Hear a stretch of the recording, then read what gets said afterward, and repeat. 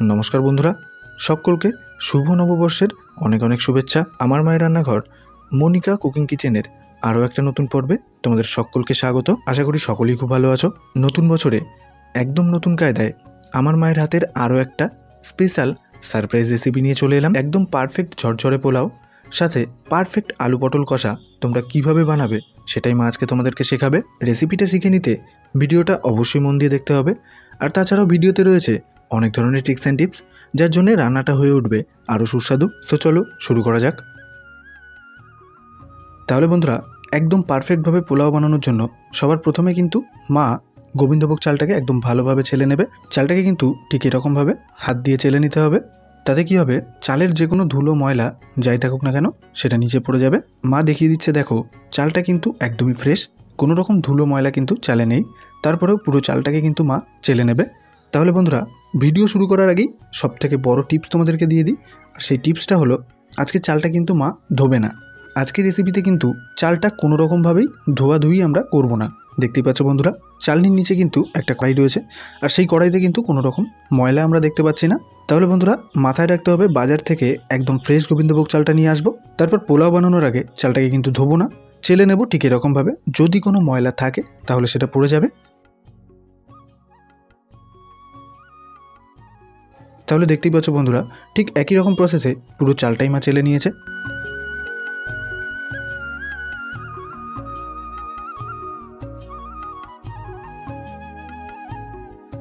এবারে একটা মাঝারি সাইজের বাটি নিয়েছি, আর সেই বাটির 5 বাটি গোবিন্দভোগ চাল আরও একটা গামলাতে আমরা নিয়ে নেব। এখানে আমরা 5 বাটি গোবিন্দভোগ চাল নিয়েছি, এটা আমাদের পরিমাণ মতো, তোমরা তোমাদের পরিমাণ মতো নিয়ে নেবে। পুরো চালটা আমরা একটা বড় সাইজের গামলাতে নিয়ে নিলাম। এবারে প্রথমে দিয়ে দেবো 100 গ্রাম ঘি,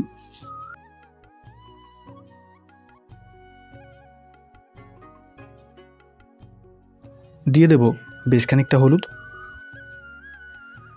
2 চামচ আদা দেব। আদাটা এখানে আমরা থেতো করে নিয়েছি, তোমরা চাইলে অনায়াসেই পেস্ট করে নিতে পারো, কোনো সমস্যা নেই। এবারে দেব 50 গ্রাম আমুল দুধ। ব্যাস, এবারে আমাদের কাজ হলো চালটাকে খুব ভালোভাবে মেখে নিয়ে সমস্ত উপকরণগুলোকে ভালো করে মিশিয়ে নিতে হবে।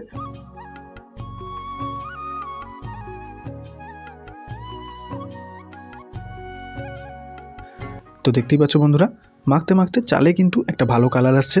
যতটা পরিমাণ হলুদ আমরা দিয়েছি তার থেকে আর একটুও বেশি হলুদ আমরা দেব না, তবে অবশ্যই যদি প্রয়োজন হয় তাহলে দেওয়া যেতে পারে। যেমন আমাদের এখানে আরও খানিকটা ঘিয়ের প্রয়োজন আছে, তাই ঘি দিয়ে নিচ্ছে মা।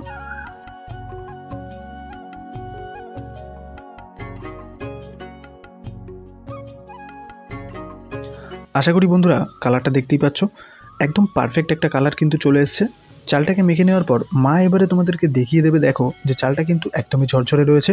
মানে সমস্ত পরিমাণগুলো ঠিক এরকমই পারফেক্ট হতে হবে, যাতে কোনো চালের গায়ে কোনো চাল লেগে না থাকে।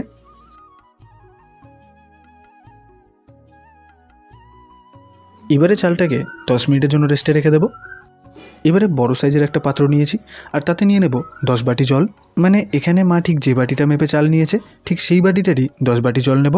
তবে বন্ধুরা, এখানে কিন্তু পরিমাণটা খুব ভালোভাবে মাথায় রাখতে হবে।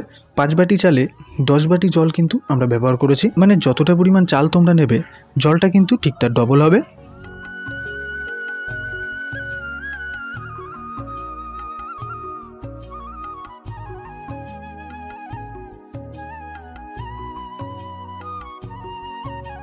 তাহলে এবারে ওভেনটা ধরিয়ে নেব।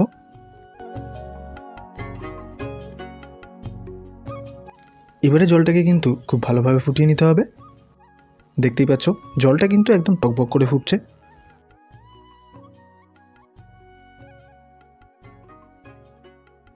জলটা যখনই ঠিক এরকমভাবে ফুটছে, ঠিক এরকম পর্যায়ে জলটাকে নামিয়ে নেব। তারপরে বসিয়ে দেব হাঁড়িটা। এবারে চলে এলাম হামল দিস্তাতে, দিয়ে দেবো 12 থেকে 13টা মতো গোটা এলাচ। এবারে এগুলোকে ভালোভাবে ফাটিয়ে নিতে হবে। যতটা ভালোভাবে ফাটিয়ে নেবে ঠিক ততটাই গন্ধ ছড়াবে।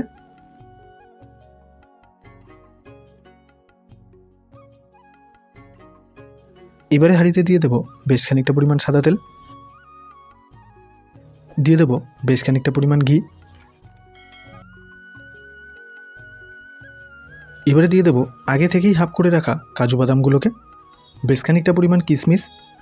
এবারে নাড়িয়ে চাড়িয়ে কাজু বাদাম আর কিশমিশটাকে ভেজে নিতে হবে। বাদামগুলোকে ঠিক এরকমভাবে ভেজে নেওয়ার পর এবারে চালটাকে হাঁড়িতে দিয়ে দেব।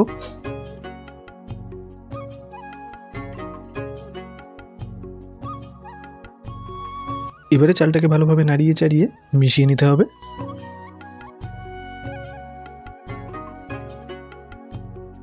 এবারে গরম করা জলটাকে হাঁড়িতে ঢেলে দেব। যেহেতু জলটা দেওয়া হলো তাই পুনরায় সমস্ত উপকরণগুলোকে ভালোভাবে মিশিয়ে নিতে হবে।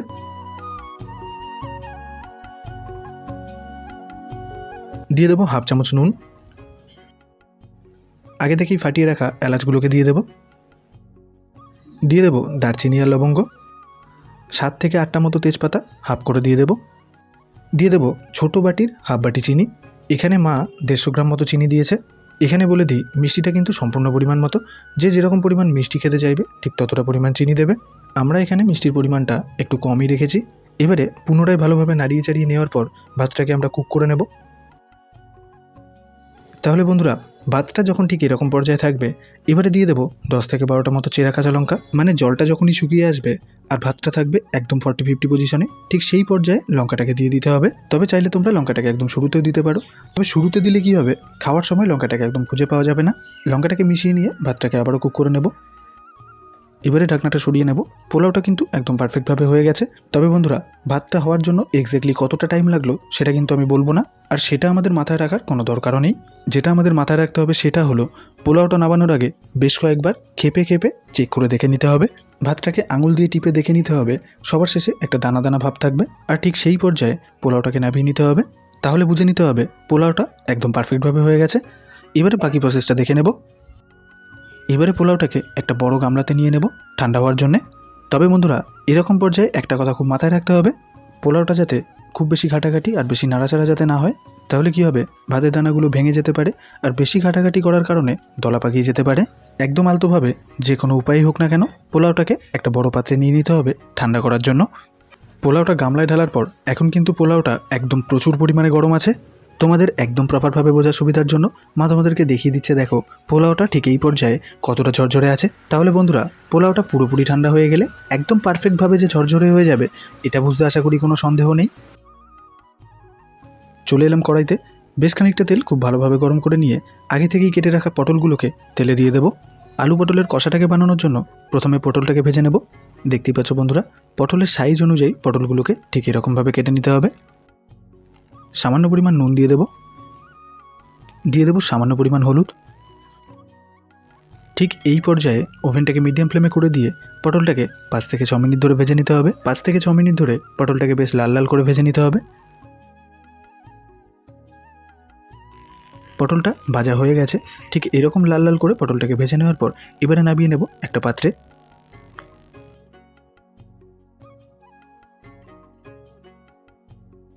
এবারে পটল ভাজার ওই তেলটাতেই দিয়ে দেবো আগে থেকে কেটে রাখা আলু। মা এখানে আলুগুলোর সাইজ খুব বেশি বড় করেনি, তোমরা চাইলে এর থেকেও বড় করতে পারো। তারপর নুন হলুদ দিয়ে আলুটাকে লাল করে ভেজে নিতে হবে। আলুটা ওদিকে ভাজা হতে হতে মা তোমাদেরকে দেখিয়ে দেবে পোলাওটা ঠিক কতটা ঝরঝরে আছে। পোলাওটা প্রায় 70% মতো ঠান্ডা হয়ে গেছে। ঠিক এই পর্যায়ে আশা করি বুঝতেই পারছো যে পোলাওটা ঠিক কতটা পরিমাণ ঝরঝরে আছে, আর পোলাওয়ের অসাধারণ গন্ধটা পুরো সারা বাড়িতে ছড়িয়ে গেছে। এবারে আমি তোমাদের সেই কারণটা বলবো যেটা মা প্রথমে করেছিল।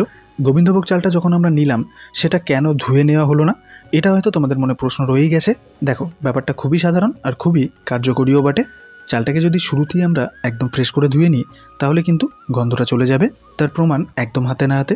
ঠিক এই মুহূর্তে আমরা যে পরিমাণ গন্ধটা পাচ্ছি, যদি চালটা ধুয়ে নিতাম তাহলে এই পরিমাণ গন্ধটা পেতাম না, আর এটা তোমরাও বুঝতে পারবে যখন বাড়িতে ট্রাই করবে।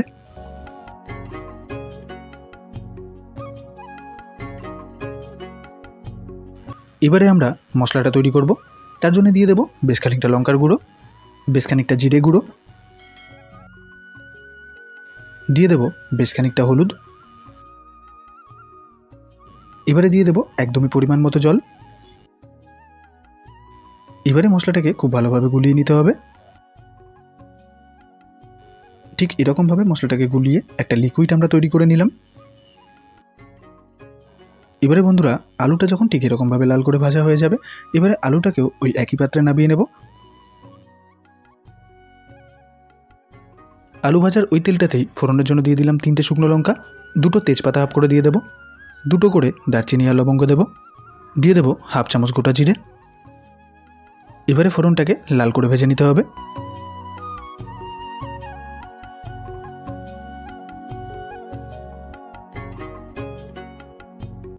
ফোড়নটা লাল করে ভাজা হয়ে এলে সবার প্রথমে কেটে রাখা টমেটোটা দিয়ে দিতে হবে।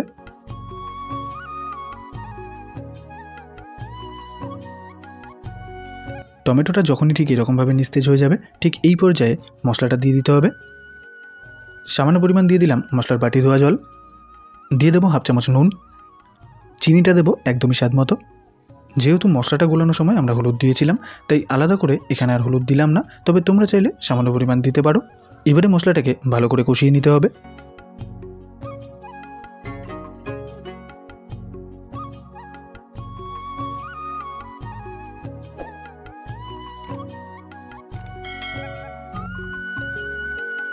তাহলে বন্ধুরা দেখতেই পাচ্ছ মশলাটা কিন্তু একদম পারফেক্টভাবে কষে গেছে। হ্যাঁ, সেটা বুঝবে কী করে, দেখতেই পাচ্ছ মশলা থেকে কিন্তু তেল ছেড়ে দিয়েছে, তখনই বুঝে নিতে হবে একদম পারফেক্টভাবে মশলাটা কষে গেছে।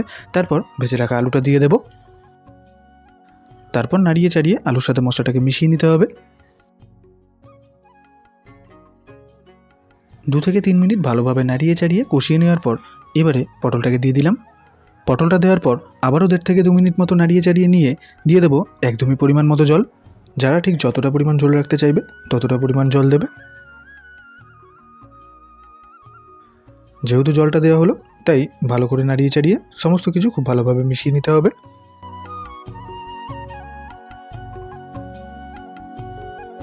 কালারের জন্য দিয়ে দেবো আরও কিছুটা লঙ্কার গুঁড়ো, তবে তোমরা চাইলে নাও দিতে পারো।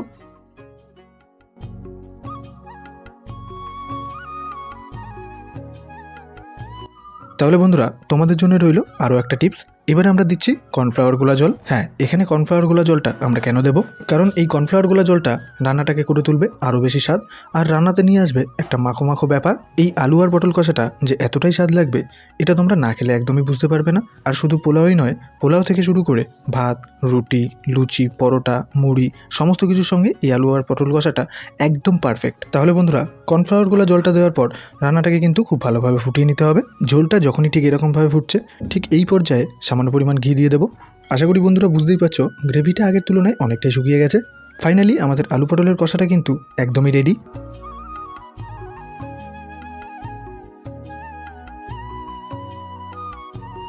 তাহলে বন্ধুরা ফাইনালি তৈরি হয়ে গেল একদমই ঝরঝরে পোলাও আর সাথে আলু পটল কষা। একদম পারফেক্ট ঝরঝরে পোলাও আর সাথে এরকম আলু পটলের কষা যদি হয়ে যায় তাহলে দুপুর বা রাতের খাবার যে একদম পারফেক্টভাবে জমে যাবে এতে সন্দেহের কোনো ব্যাপার নেই। আমি আশা রাখবো তোমরা এই রেসিপিটা বাড়িতে একবার হলেও ট্রাই করবে আর তোমাদের মূল্যবান মতামতটা অবশ্যই কমেন্টে জানিয়ে দেবে যে কেমন লাগলো। আর হ্যাঁ, আজকের রেসিপিটা তোমাদের কাছে কেমন লাগলো সেটা কমেন্টে জানাতে কিন্তু একদমই ভুলবে না। দেখা হবে আরও একটা নতুন পর্বে নতুন একটা রেসিপি নিয়ে। সকলে সুস্থ থেকো, ভালো থেকো।